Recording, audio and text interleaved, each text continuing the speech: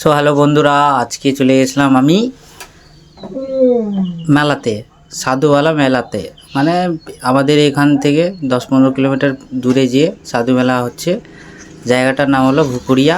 এই যে সাধু বাবাটা আছে, মানে এই সাধু বাবা বলছে গিয়ে ভিডিও করতে হবে না, সেই ভিডিওটা অফ করে দিবে। এখন আমরা মন্দিরের এখন প্রবেশ করব।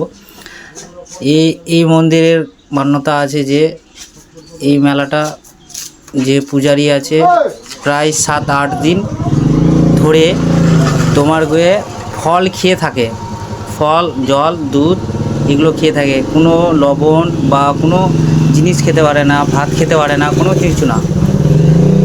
এই আমরা এখন উপরের দিকে যাচ্ছি, উপরের দিকে। এদিকে ছিল রাধাকৃষ্ণর মন্দির, আর উপরে যাব এখন। শিব ঠাকুর আছে উপরে গিয়ে, কি বলবো। আর এত সুন্দর মন্দিরটা বানিয়ে রেখেছে, মানে নৌকার মতন বানিয়ে রেখেছে মন্দিরটা। আর তোমরা যদি চাও তো তোমরা যেতে পারো।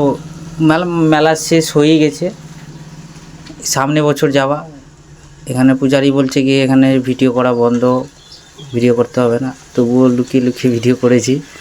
কিন্তু হ্যাঁ, যারা যারা আগে যাচ্ছিল তো ভিডিও করতে দিয়েছিল, কিন্তু জানি না কেন আমাদেরকে ভিডিও করতে বলছিল না, বারণ করছিল। তো এই দেখতে পাচ্ছ আমরা মন্দিরের ভিতরে আছি, শিবলিঙ্গ আছে, সবাই পুজো করছে। আর এই যে দেখো, এটা নদী হলো বিহারে, আর এই যে নদীর উপরে মেলাটা বসেছে।